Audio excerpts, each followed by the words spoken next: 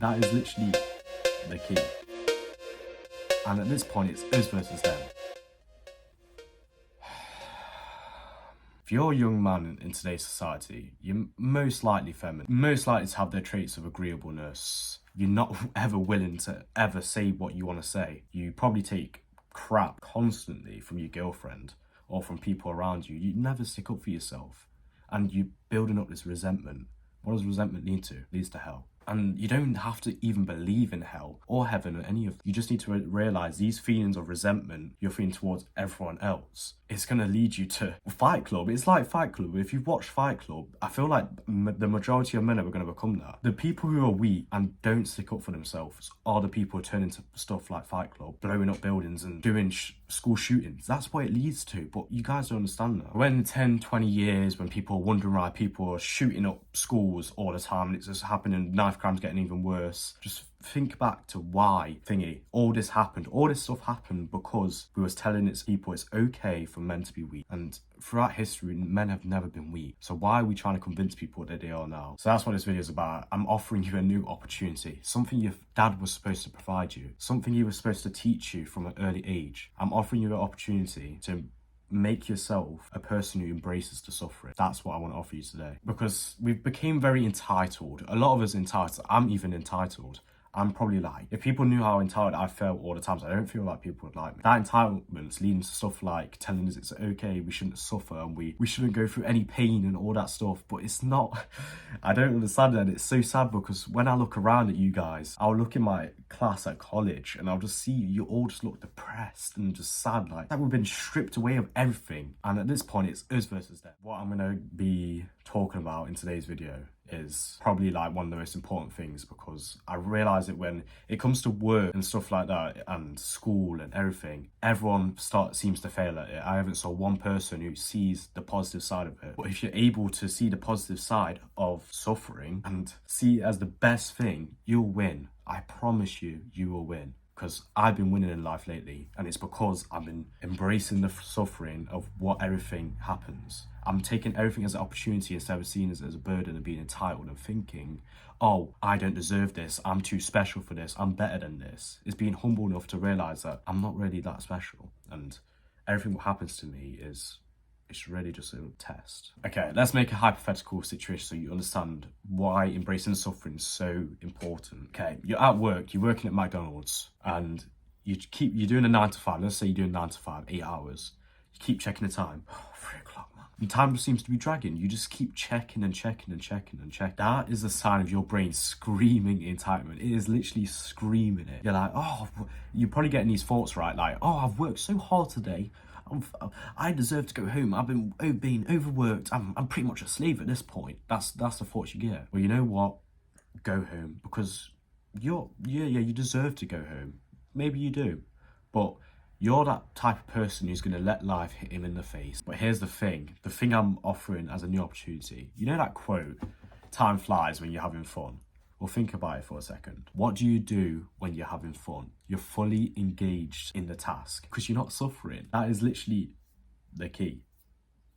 So let's shift this quote and say time flies when you're engaged at the task at hand and you let all that entitlement go because you don't actually deserve crap. Oh, you've worked 6 hours. Boo-hoo. Work another 6. Stop feeling sorry for yourself and take some pride in what you're doing. There's a reason why you're not getting to like the highest jobs or getting pay rises at your job or anything like that, anything you desire, because you're not taking any pride in it. You're not humble enough to realize that this is where you are now, so I'm going to achieve this to the best of my ability instead of feeling sorry for myself and thinking, oh, I'm better than this, I don't deserve to be here, so I'm just going to mope around, not really do a good job. That's what separates winners from losers. They realize everything is an opportunity in life, and that's what you're not doing, and that's why you're not getting what you want. So going back to that scenario where you look at the time, it's 3 o'clock, oh, you constantly complain, time's dragging. You doing that is not achieving anything you're trying to achieve to the best of your ability, if that's your work, your school, anything. So embrace the struggle,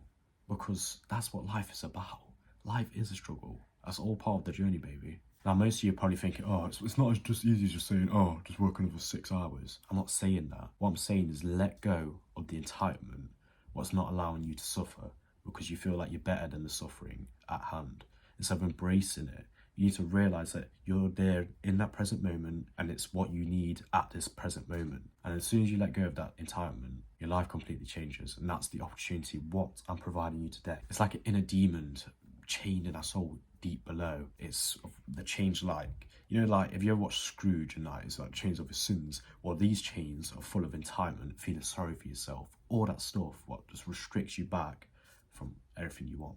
So yeah, it is as easy as just telling yourself to do it. It's letting go of that entitlement you've been holding on to your whole entire life. That victim mentality what you've got. And to transform yourself into the person who does the hard work regardless of how he feels. Okay, so I work at Hooters, right? And I'm a chef there. So Saturdays, Fridays are like the busiest days. And we have, let me just like quickly explain. There's these two lines and they like go into the center and the girls throw in tickets from there. And that's how we get the tickets. And eventually there'll be like 50 tickets like along the wall, and we'll have to do like 500 bonus and whatever. What I've realized about myself personally, and I feel like a lot of people do it, but obviously no one's going to say it because then they'll just be like, oh, shut up, stop feeling sorry for yourself. You know, everyone does it.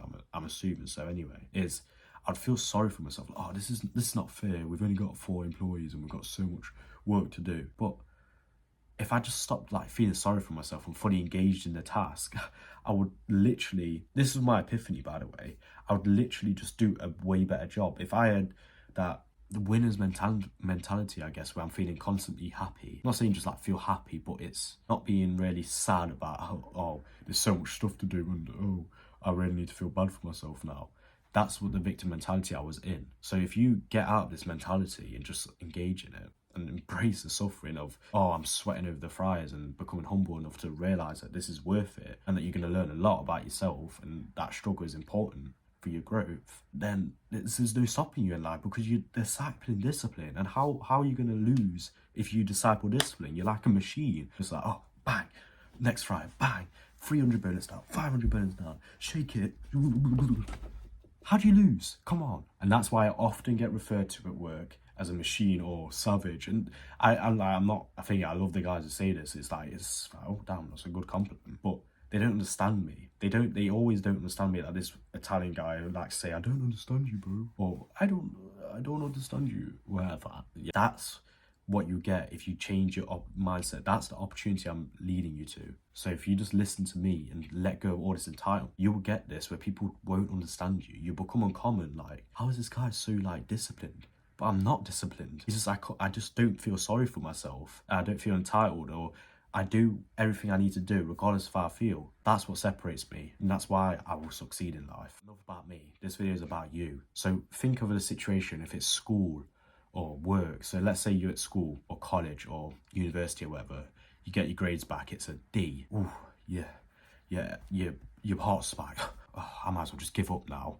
I worked so hard, I was so tired. No. You didn't work hard enough, obviously. If you're getting a D, you didn't work hard enough.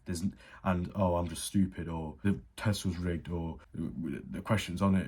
Your brain makes up all these excuses and then you eventually fall for it and you don't feel so bad. But I want you to feel so bad. I want you to realize, oh, like people would say, oh, just be positive. I see it as a good outcome. No, I want you to see the negative of it. I want to see how you didn't work hard enough led to this. That's what I want you to create in your life. Why has this led to this? The difference between cause and effect and excuses is cause and effect, you don't take any entitlement. Excuses is just entitlement. You feel like you deserved it, but it's just this happened and what was out of my control. It was fate. It's not idealistic or realistic. Going back to my story, and you've probably experienced something like this before. It could be anything, exactly like if you're at work and you think the work's about to end and no more things come in. Like when the girls are throwing on the lines, what are coming in into the middle, and they're like, order in, thank you. And then we say, order in, thank you. Yeah. Everyone, when it gets to the end, I realise a lot of people start to struggle.